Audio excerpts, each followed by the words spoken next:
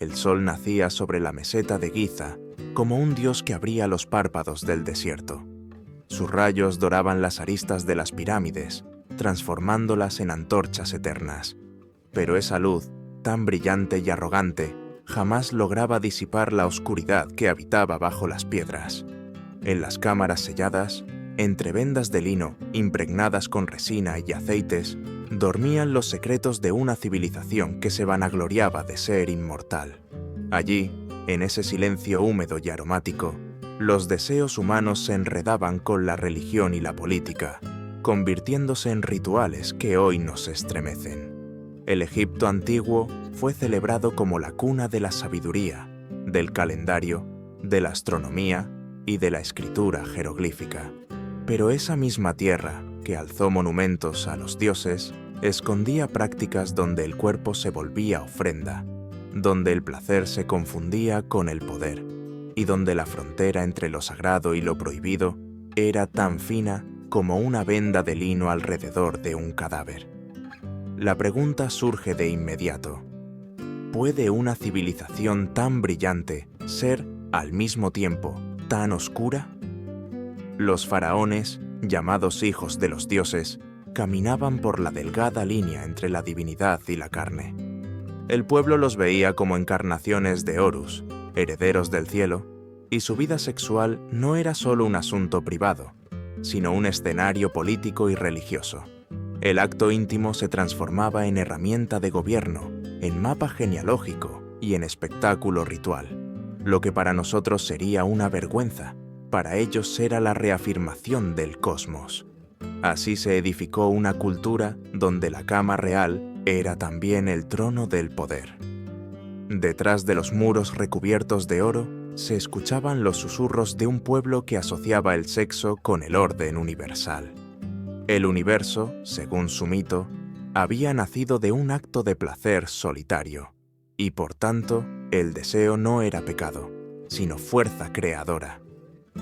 Desde esta lógica, el faraón debía imitar a los dioses en su intimidad para garantizar la fertilidad de la tierra y la permanencia del trono.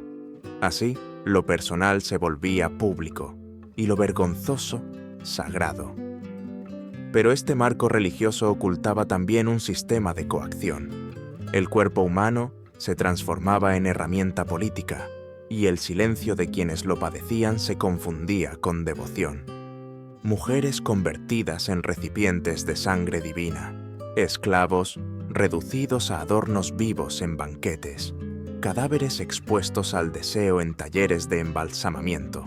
Todo era parte de un engranaje cruel que sostenía la ilusión de eternidad.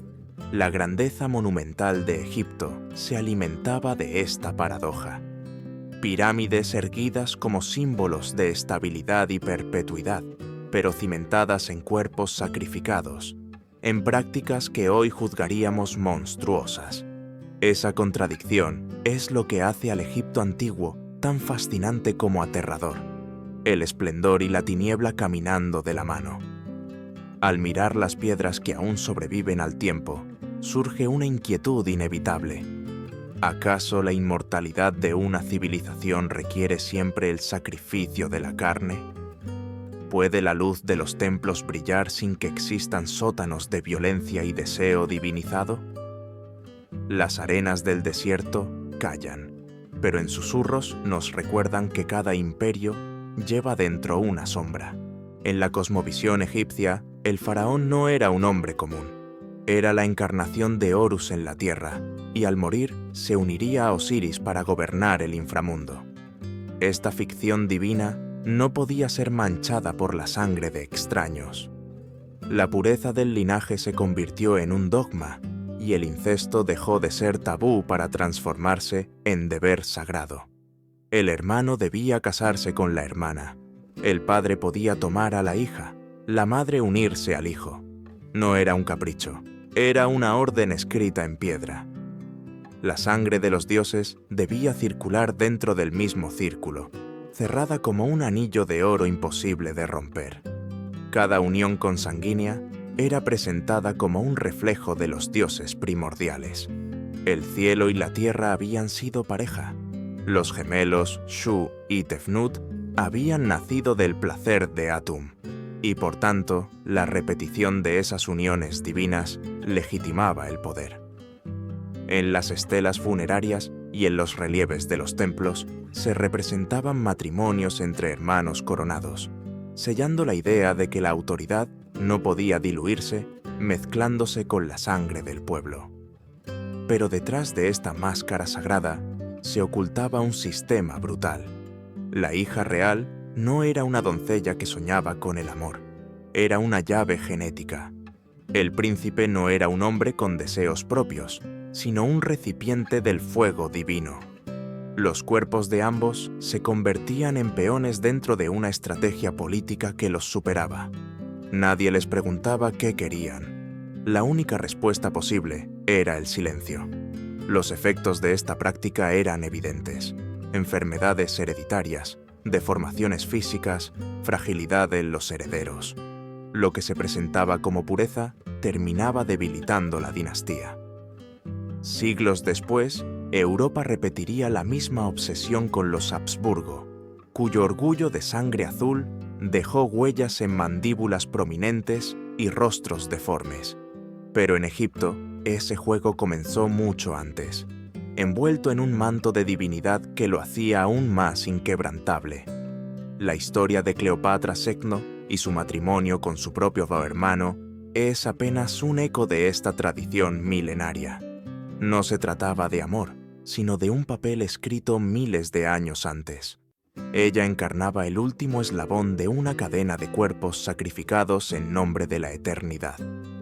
Cuando la princesa aceptaba a su hermano como esposo, no estaba eligiendo, estaba obedeciendo al fantasma de dioses antiguos, que imponían su ley a través de sacerdotes y tradiciones. El incesto real no era un escándalo oculto, era un espectáculo legitimado. El pueblo lo observaba con devoción, convencido de que aquella unión mantenía firme el trono y estable el universo. Los campesinos imitaban a sus reyes, justificando matrimonios entre hermanos como un reflejo de la grandeza. Lo que hoy interpretamos como aberración era, para ellos, orden cósmico. Y es aquí donde la historia se vuelve más siniestra. Cuando lo prohibido deja de ser secreto y se convierte en norma, se genera una cadena invisible que aprisiona a toda una sociedad. Imaginemos el escenario de una boda real en Egipto. Un gran salón sostenido por columnas de loto, el aire cargado de incienso y resina, la penumbra interrumpida por antorchas que lanzaban sombras temblorosas sobre muros dorados.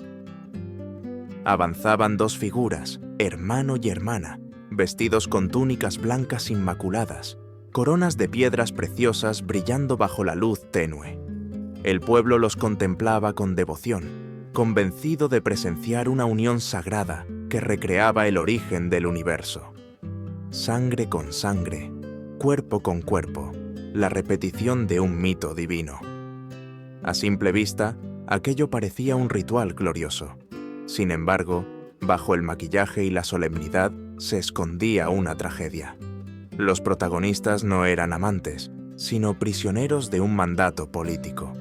Nadie se atrevía a preguntar por sus deseos, porque el deseo humano no tenía lugar en un ritual divinizado.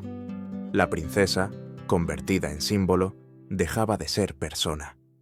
El príncipe, transformado en contenedor de la herencia divina, perdía su humanidad. Ambos eran marionetas de un linaje que exigía silencio como forma de obediencia. En las pinturas de templos y tumbas, estas mujeres aparecían serenas, con ojos delineados en negro y porte majestuoso. Pero esa serenidad era un velo. Tras él se escondía una vida sin elección. No podían rechazar a su hermano, no podían soñar con otro amor. El círculo genealógico era una prisión invisible, donde la rebeldía equivalía a traición contra los dioses. En la intimidad, muchas de esas reinas eran apenas jóvenes aterradas, que sabían que su cuerpo había sido entregado antes, incluso de su nacimiento. La lógica era cruel. Cuanto más cerrado el círculo de sangre, más fuerte el trono. Pero en realidad, cuanto más cerrada la unión, más frágil el cuerpo y más inestable el futuro político. La obsesión con la pureza construyó un espejismo que tarde o temprano traía consecuencias. En el silencio de esas ceremonias se repetía la misma pregunta sin respuesta. ¿Vale la eternidad el precio de la libertad? Ese modelo descendía desde los palacios hasta las aldeas. Lo que comenzaba como rito divino se convertía en costumbre social. Matrimonios entre hermanos ya no eran excepción, sino práctica legitimada por la religión y aceptada por la comunidad. El eco de las bodas reales resonaba en chozas de barro, en familias campesinas que veían en el ejemplo del faraón un mandato divino. De esa forma, lo que nació como símbolo de poder terminó transformándose en una cadena que atrapó a toda una civilización. La boda real, envuelta en esplendor, era en el fondo una representación de la esclavitud más íntima. El silencio de las novias reales fue el idioma de una época que transformó la sumisión en rito sagrado. El resplandor de los templos ocultaba un sistema de cuerpos sacrificados en nombre de los dioses.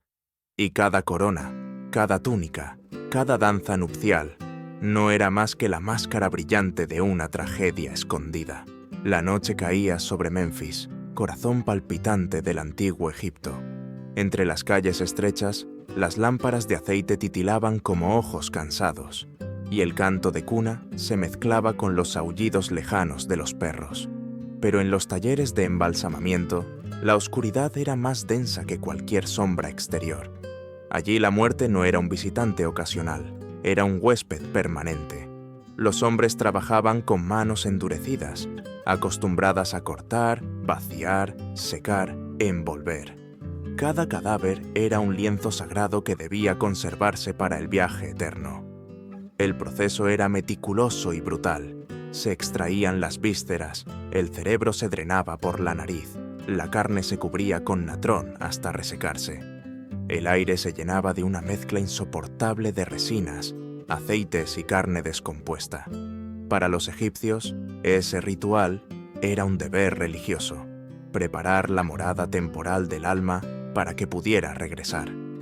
Pero para cualquier mirada externa, era una cirugía macabra, una coreografía de cuchillos, agua goteando sobre cuerpos desnudos y telas desgarradas bajo la luz vacilante de las antorchas. Fue en ese contexto donde el deseo encontró una grieta. Heródoto, el cronista griego, dejó un testimonio escalofriante. Las familias de mujeres nobles o especialmente hermosas solían retrasar la entrega del cuerpo a los embalsamadores hasta que comenzara la descomposición. ¿El motivo? Evitar que los cadáveres fueran profanados. Ni siquiera la muerte podía garantizar protección contra la tentación. El cuerpo femenino, aún inmóvil, seguía siendo objeto de deseo en un mundo donde la frontera entre lo sagrado y lo profano era tan delgada como un suspiro. Imaginemos la escena. Una joven muerta hace apenas unas horas, su piel todavía suave, sus labios conservando un leve matiz rosado, su cabello impregnado con aceites aromáticos. En la penumbra de la sala, ese cuerpo podía convertirse en provocación mortal. El embalsamador se enfrentaba autos a un dilema silencioso: ¿respetar el carácter sagrado del cadáver o ceder al impulso más prohibido? El simple hecho de que las familias temieran esa posibilidad nos revela hasta qué punto el instinto humano podía infiltrarse incluso en los rituales más solemnes. Para los egipcios, profanar un cuerpo no era solo un crimen sexual, era también una blasfemia. El cadáver era la casa temporal del Ka, el alma que podía regresar de noche. Alterarlo significaba corromper no solo la carne, sino también la eternidad. Y sin embargo, el rumor persistía, transmitido de generación en generación, como un secreto vergonzoso que nadie escribía en papiros, pero todos conocían. Hoy nos resulta fácil condenar. Vemos necrofilia, vemos crimen, vemos monstruosidad. Pero para comprender esa sociedad, debemos aceptar que vivían rodeados de muerte. La necrópolis estaba junto a las ciudades, Las tumbas eran parte del paisaje diario. La muerte no era un tabú, era familiaridad, y en esa familiaridad los límites podían desdibujarse. La atracción no desaparecía con la vida, simplemente se transformaba. Los talleres de embalsamamiento se convirtieron en un espacio ambiguo, mitad sagrado, mitad prohibido. Allí, donde se preparaba el cuerpo para la eternidad, se susurraba el eco de la corrupción humana. Un susurro que, aunque nunca pronunciado en voz alta, permanece en la historia como recordatorio de que incluso en los rituales más santos puede infiltrarse el deseo más oscuro. En la raíz de la cosmovisión egipcia se encontraba un relato perturbador. El universo no surgió de una guerra ni de una palabra creadora, sino del placer solitario de un dios. Atum, el ser primordial, se contempló a sí mismo en el caos y, en un acto íntimo, derramó su semen. De ese gesto nacieron Shu y Tefnut, el aire y la humedad. Así comenzó la vida, no con violencia, sino con deseo. Para los egipcios, la sexualidad no era una vergüenza, era el motor del cosmos. Este mito no quedó encerrado en los papiros, sino que se convirtió en ritual. En ciertos festivales, el faraón, encarnación de Atum, debía repetir el acto sagrado. Se decía que eyacular en el Nilo era sembrar al río con fertilidad, renovar la tierra y asegurar la abundancia de cosechas. Lo que hoy interpretaríamos como un escándalo público, para ellos era plegaria cósmica. Miles de campesinos podían congregarse en silencio reverente, esperando el instante en que la divinidad, a través del cuerpo del faraón, reafirmara el orden del mundo. La mitología ofrecía más ejemplos. Osiris, despedazado por su hermano Set, solo pudo ser resucitado cuando Isis encontró y restauró su falo. Ese órgano mutilado se convirtió en el centro de un rito de regeneración, recordando que la continuidad de la vida dependía del poder sexual. Cada mito, cada relieve fálico en templos y tumbas repetía la misma enseñanza. El deseo era camino a la eternidad, pero lo sagrado también escondía cadenas.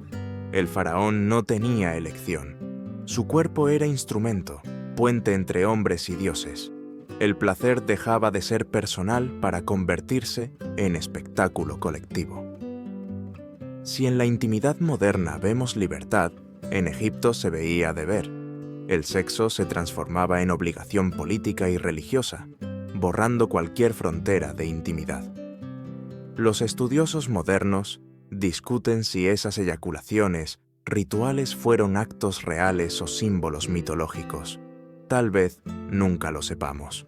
Lo cierto es que para los egipcios no había diferencia entre mito y rito, entre carne y cosmos.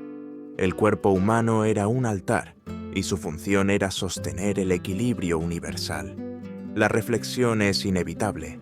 Una civilización que convirtió la sexualidad en herramienta divina nos obliga a preguntarnos qué ocurre cuando lo más íntimo deja de pertenecer al individuo. ¿Puede un pueblo venerar la fertilidad sin esclavizar al cuerpo que la encarna? ¿Dónde termina la fe y comienza la manipulación? El Egipto antiguo nos muestra que, en ocasiones, no hay frontera. El crepúsculo caía sobre el valle del Nilo, tiñendo las aguas con reflejos rojos que parecían fuego líquido. A lo largo de la ribera, multitudes se congregaban portando flores de loto, cánticos y ofrendas de incienso. El aire estaba impregnado de expectación. No era un festival cualquiera. Esa noche el faraón repetiría el gesto primordial de Atum, el acto que, según la cosmogonía, había dado inicio al universo. El pueblo aguardaba en silencio reverente. Desde lo alto de los templos, columnas grabadas con jeroglíficos narraban el mito del dios creador.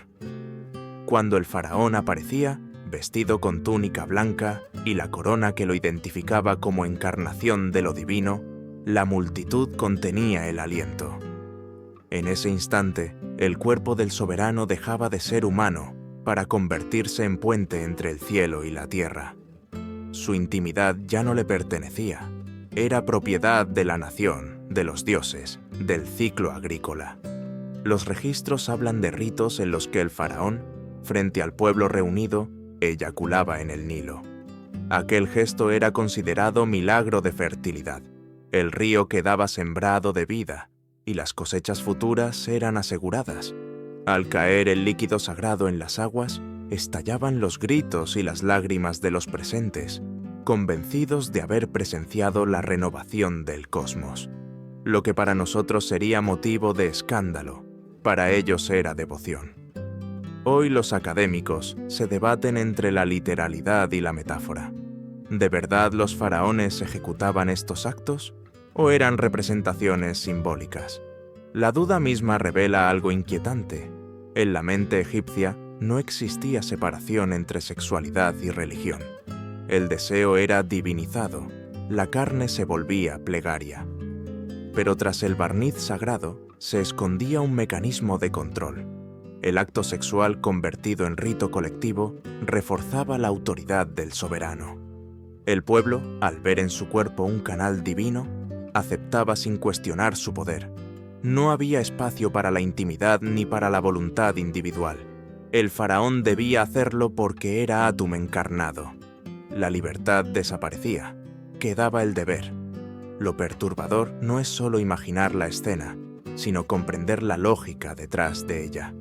La colectividad transformaba lo íntimo en obligación y el cuerpo del gobernante se reducía a instrumento.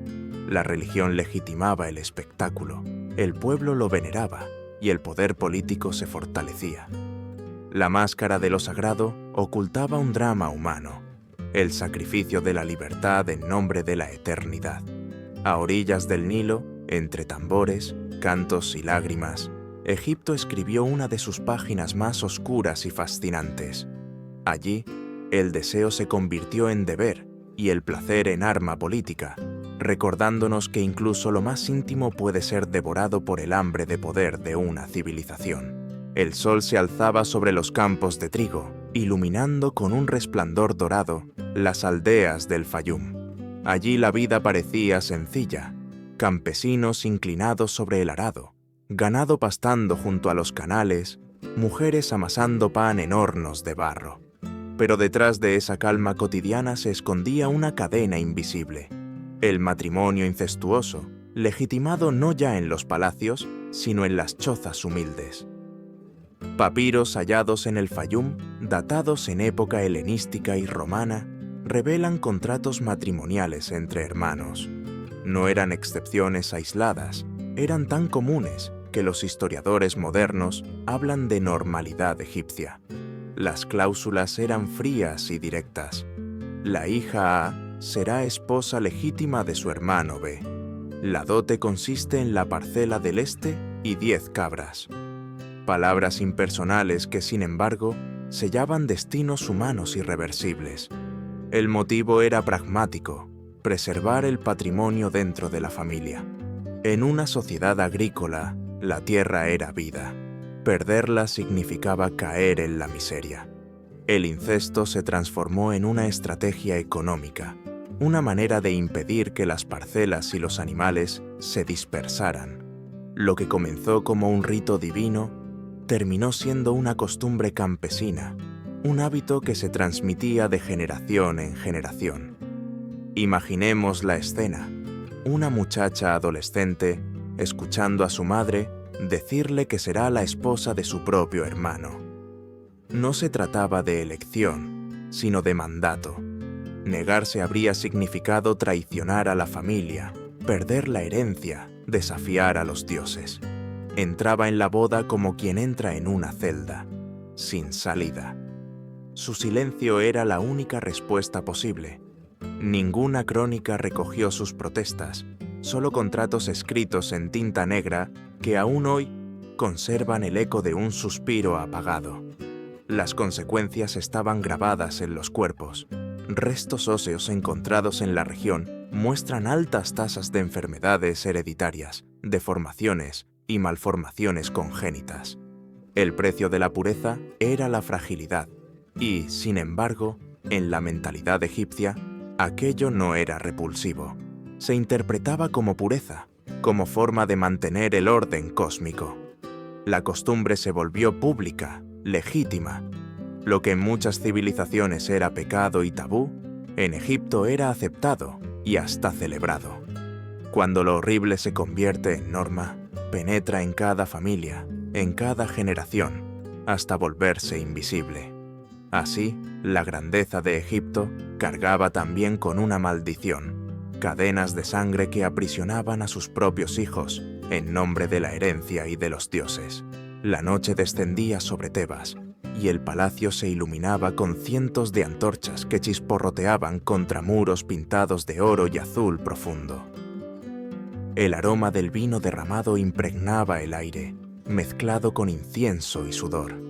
En las mesas largas rebosaban carnes asadas, frutas frescas y panes recién horneados.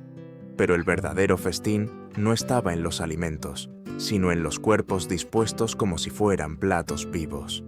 Los esclavos, jóvenes y temblorosos, eran llevados al centro del salón para bailar, servir y finalmente ser ofrecidos como instrumentos de placer.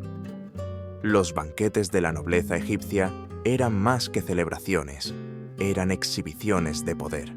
Cada esclavo representaba un trofeo de guerra, un recordatorio de que el vencedor podía disponer de la carne del vencido. Hombres y mujeres capturados en batallas eran repartidos como botín, ofrecidos como tributo a templos o entregados al faraón, que los transformaba en adornos humanos de las fiestas.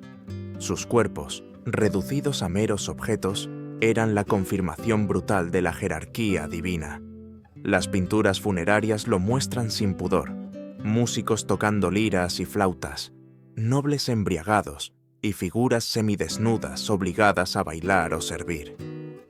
El famoso papiro erótico de Turín confirma esta estética: falos desmesurados, posiciones degradantes, escenas en las que el consentimiento no existía. Aquellas imágenes no celebraban la belleza del cuerpo humano, sino el dominio del poderoso. El mensaje era claro: en Egipto, el deseo del amo era ley, y el esclavo, el rostro de la derrota absoluta. Imaginemos la escena de una joven esclava arrastrada al centro de la sala. Su piel brillaba de sudor, sus ojos reflejaban miedo. La multitud gritaba, los tambores marcaban el ritmo, y los nobles, ebrios, la obligaban a bailar, luego a arrodillarse, a someterse. El banquete se convertía en rito de humillación, donde lo humano desaparecía bajo la risa de los dominadores. Y no solo era privilegio de los faraones, también en capas medias se celebraban banquetes menores con vino barato, música tosca y esclavos obligados a servir hasta ser usados como diversión. En esa sociedad, la esclavitud borraba toda humanidad. Un esclavo podía ser vendido, regalado, enterrado vivo junto a su amo, o forzado a entregar su cuerpo como espectáculo. Lo más perturbador era la normalización. Nadie veía crimen en ello. Los invitados reían y brindaban, convencidos de que era el orden natural. La religión reforzaba la idea.